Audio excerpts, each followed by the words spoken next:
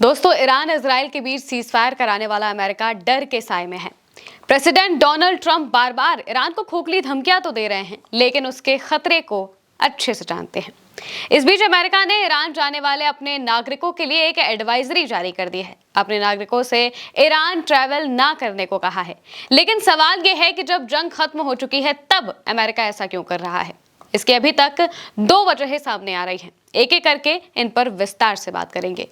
दोस्तों, पहले वो एडवाइजरी बता देते हैं। यूएस के डिपार्टमेंट ऑफ स्टेट ने सोशल मीडिया प्लेटफॉर्म एक्स पर पोस्ट ब्रीफिंग में बताया है कि एडवाइजरी में क्या कुछ कहा गया है। एडवाइजरी में कहा गया कि अमेरिकी नागरिकों को किसी भी कारण से ईरान नहीं जाना चाहिए। ईरान में अमेरिकी नागरिकों को बिना किसी चेतावनी और अपराध का कोई सबूत दिए अगवा कर लिया जाता है और गलत तरीके से गिरफ्तार किया गया है। इनमें दोहरी नागरिकता, यूएस ईरानी रखने वाले नागरिक भी शामिल है। कुछ को झूठे आरोपों में सालों तक कैद रखा गया, मानसिक यातना दी गई और यहाँ तक कि मौत की सजा भी सुनाई गई है। सिर्फ अमेरिकी पासपोर्ट होना या फिर अमेरिका से संबंध होना ही ईरानी अधिकारियों के लिए गिरफ्तारी का कारण बन सकता है। अब अमेरिका के इस बयान से पहली वजह जो समझ आई है वो ये है कि ईरान की हालिया कार्रवाइयों से अमेरिका डर गया है। सीजफायर के बाद और जंग के बीच ईरान ने कुल मिलाकर 750 से ज्यादा लोगों को जासूसी के आरोप में गिरफ्तार किया था।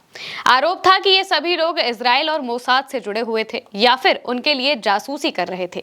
अब वो किस देश के नागरिक थे, इसको लेकर कोई जानकारी सामने नहीं आई है, लेकिन जिन लोगों को गिरफ्तार किया गया था उनमें से करीब 3 से 4 लोगों को तुरंत फांसी की सजा भी सुनाई गई थी।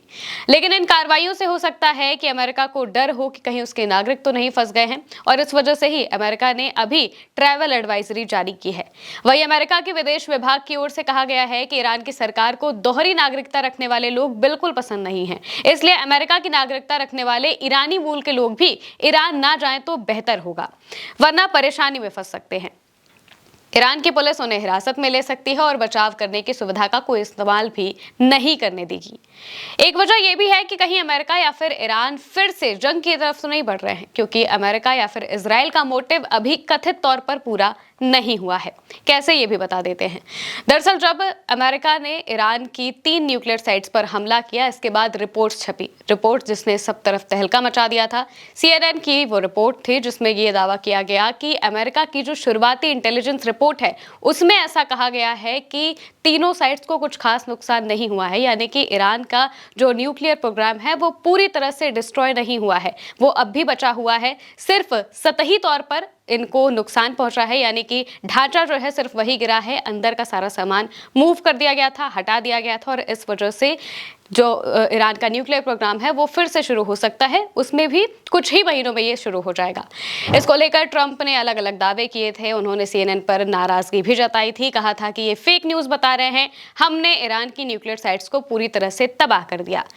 इस बीच इजराइल का भी ऐसा ही कुछ मानना सामने आया। इजराइल के एक अधिकारी हाल ही पे वॉशिंगटन पहुंचे थे, जहां पर उनसे जब इन साइट्स को लेकर सवाल किया गया तो उन्होंने भी कुछ ऐसा ही जवाब दिया था।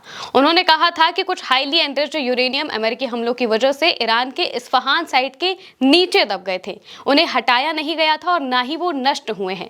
इजराइल का दावा है कि ईरान इस यूरेनियम को खोदने की कोशिश कर रहा है, इस पर इजराइल की नजर है और अगर ऐसा है तो इजराइल नए हमले करने में संकोच नहीं करेगा। ये दावा इजराइल के अधिकारी ने खुद किया है, यानी कि वो फिर से हमला करेंगे। ये बात इजराइल ने खुलकर कही है।